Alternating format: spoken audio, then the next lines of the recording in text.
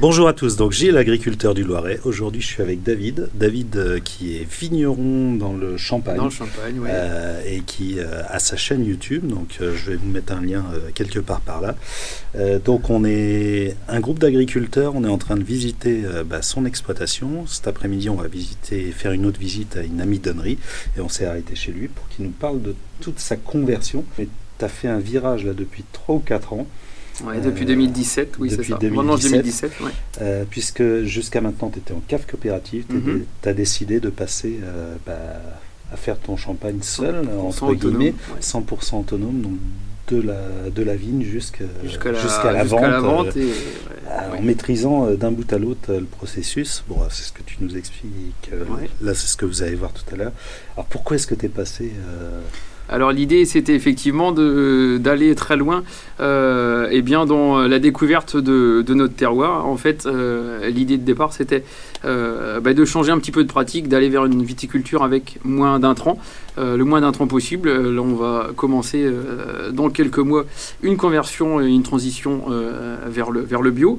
Et là tu es en HVE. Là on est certifié, on a 2 certifications, donc une certification HVE qui est plus nationale et puis une certification viticulture durable, donc là une certification de Champagne. On a ces deux certifications et je voudrais aller un petit peu plus loin. Donc ce virage a été enclenché il y a une dizaine d'années et étant en coopérative, même si on a des très très bons vins, avoir ce mode de production, ça nécite de mettre ces raisins forcément en collectivité, et c'est un petit peu dommage puisqu'on fait beaucoup d'efforts. On est une équipe qui fait un travail de détail dans les vignes assez important, et ne pas aller jusqu'à la phase finale, donc l'élaboration des bouteilles. Je trouvais ça un petit peu dommage et je voulais donc retranscrire ma passion et notre travail de détail au travers les cuvées.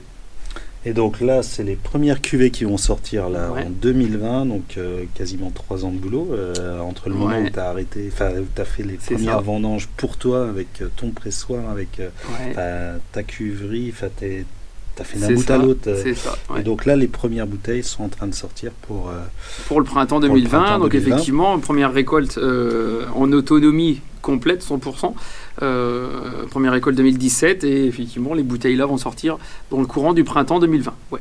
Alors on a pu les goûter en avant-première voilà, un petit peu. Ça.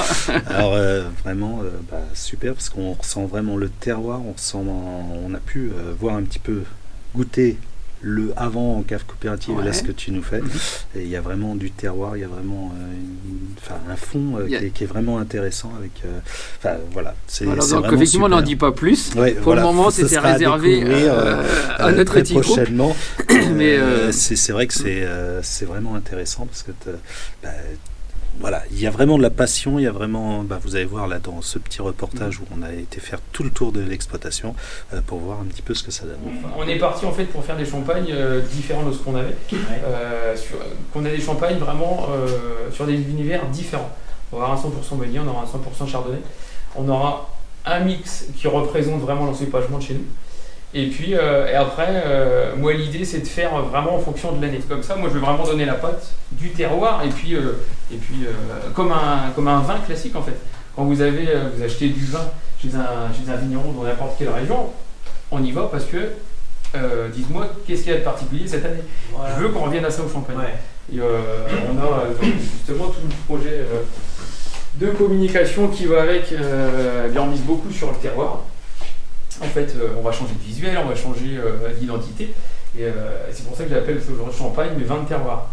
On a dans le Champagne, effectivement, parlé beaucoup de la notoriété de la marque Champagne, avec notamment les grandes marques. Mais je pense que ce qu'on a oublié, c'était que c'était du vin. Et l'identité, c'est les vignes, c'est le terroir. Donc moi, je veux vraiment revenir à ça. On va avoir une bulle qui va être un petit peu plus délicate que les champagnes classiques. Je veux travailler vraiment la bulle très finement, que ce soit agréable, mais par contre on ait vraiment cette notion de vin dans les bouteilles. Voilà. Donc, partie pressurage ici, on a remis un autre pressoir ici de 2000 kg, plus petit. Là on l'a remis donc en 2017 quand on a justement monté ce projet de cuvée à la maison. L'idée c'est justement de faire du parcellaire. Donc chaque parcelle est isolée. Et chaque parcelle est traitée du début vraiment de la récolte jusqu'à la fin, avant les assemblages finaux. C'est vraiment traité séparément. L'idée c'est ça. C'est vraiment décortiquer le terroir, décortiquer les parcelles. Et ce presseur de 2000 kg, 2000 kg ça fait un peu plus de 1000 litres de jus de raisin. Donc ça permet d'aller vraiment loin dans le travail de détail. Ces 2 pressoirs pneumatiques, par contre, il y a une grosse membrane, vous avez peut-être déjà expliqué, je sais pas. C'est un ballon dedans, c'est ça? Oui, une membrane, c'est ça.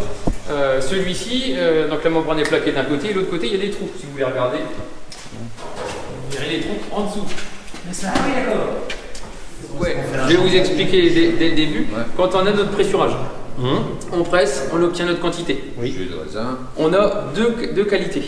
Ce qu'on appelle la cuvée, donc le début de presse, et la taille, la toute fin de presse. Donc c'est 2 choses déjà qu'on vinifie séparément. En fait, la fin de presse, on presse un peu plus fort, donc on obtient des choses un peu différentes.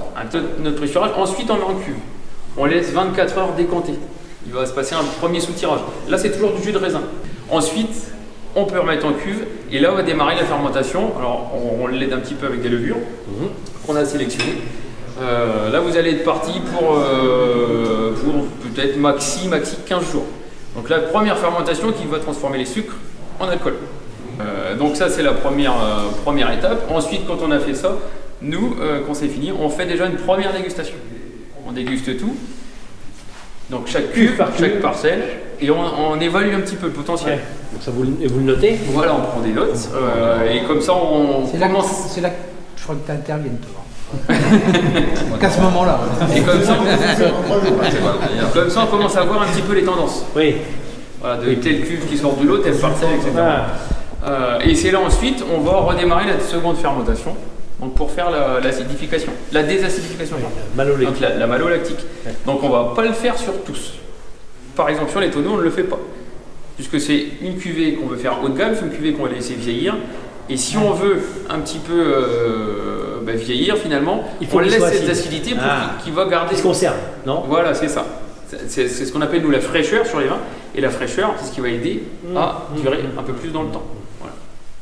Donc, une fois qu'on va démarrer justement cette fermentation, donc là par contre ça va se passer sur entre 3 semaines et peut-être 1 mois et demi. Suivant la température. Suivant comment le vin va arriver à dégrader cette fameuse acide malique. Voilà. Donc là on va sans doute la semaine prochaine, ça va être bon, on va refaire un sous-tirage. Ah oui, et c'est là que vous allez estimer si c'est... Voilà. Et donc avant le sous-tirage on refait une dégustation. En fait, vous faites que picoler dans ce truc-là. Donc, on voit si les premières tendances se confirment.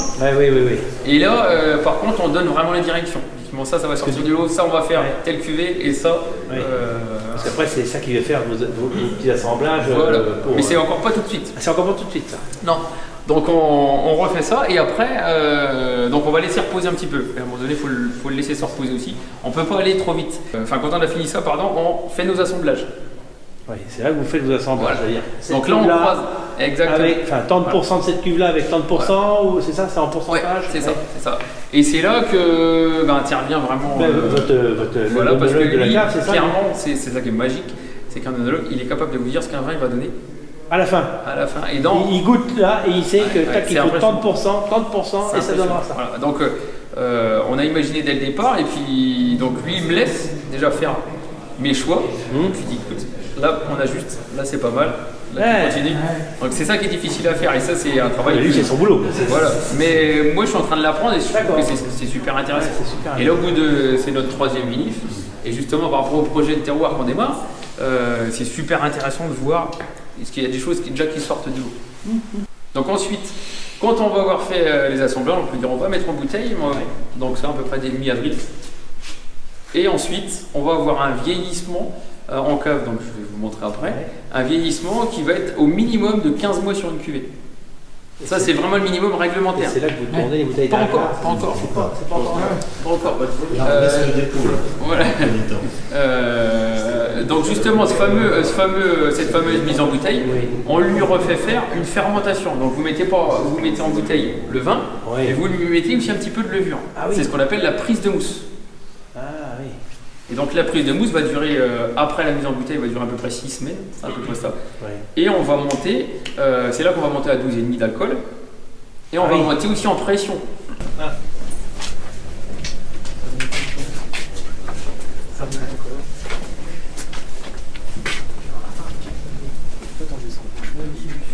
Le trésor, c'est ça.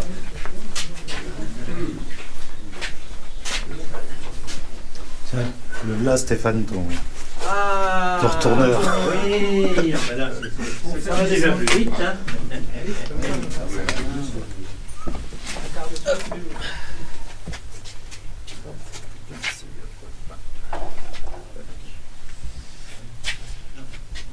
Voilà, donc ici, il y a, 55 000 bouteilles, un peu là. D'accord. Donc on a les 2 premières années de ce qu'on a mis en bouteille. D'accord. Donc dans le fond, donc première année, on a commencé un petit peu à les préparer. Et puis donc ici, donc une mise en bouteille un petit peu plus importante sur la vendange 2018. Et donc avec un peu plus de cuvée.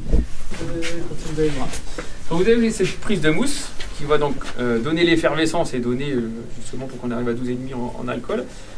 Forcément quand vous avez une fermentation, vous avez du dépôt. Voilà. Et là, il est dans le bouchon. Et ce dépôt-là, alors là, il est arrivé là. Ouais. Voilà. Voilà. Donc Ouais. c'est ça.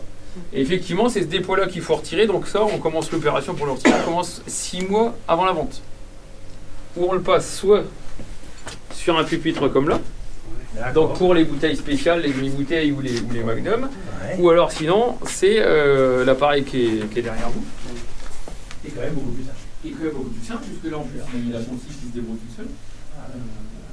Pour justement, parce que le dépôt, il glisse tranquillement, bah, comme je l'avais juste avant, Ouais. dans le goulot. Voilà. Donc Ok. l'idée c'est de faire en fait, au départ la bouteille est comme ça, on fait un quart de tour d'un sens dans l'autre, un matin et soir, sur un pupitre classique, et puis petit à petit on ramène la bouteille, comme ça pendant 3 tout petites semaines. Voilà. En fait, il faut que ça descende tranquillement pour qu'on descende tout. Il ne faut pas qu'il reste d'impureté du tout. Ok. Ensuite, quand on a fait cette opération, on l'emmène, donc c'est pas chez nous, puisque c'est pareil, les machines, tout ce qui est machine à vin, dégorgement, etc. Ça, on l'emmène chez un prestataire.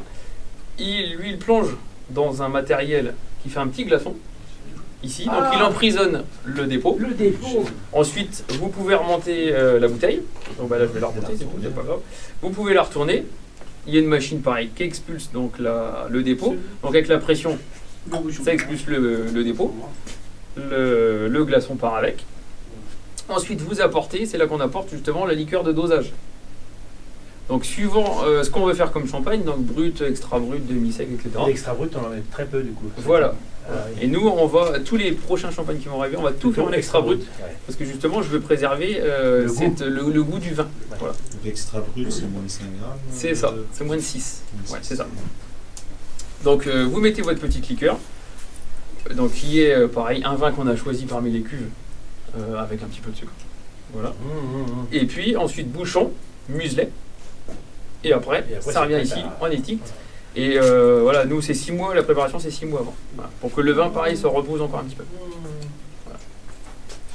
Donc 3 ans pour faire un... C'est à peu près, voilà, 3 ans. Donc là, les bouteilles, justement, les bouteilles qui vont arriver au printemps, et ben on a commencé à les faire. Voilà.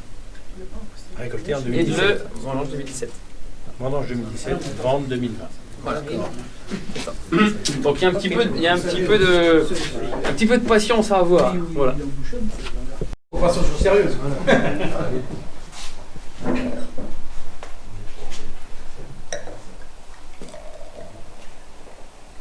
Donc là, ça va être un 100% meunier. Voilà le reflet, le tas, reflet naturel que vous avez vu. C'est pas le tien ça. 100% meunier. Tenez, qui n'en a pas. Vous en C'est biffonné. assez fruité, et puis après l'attaque, il y a l'attaque de bulle, mais elle est assez fine. Oui, c'est Et, fin. et voilà ce que je veux donner moi à mes champagnes, c'est exactement ça, c'est un bon équilibre entre la bulle et qu'on sente vraiment le goût du vin. Voilà.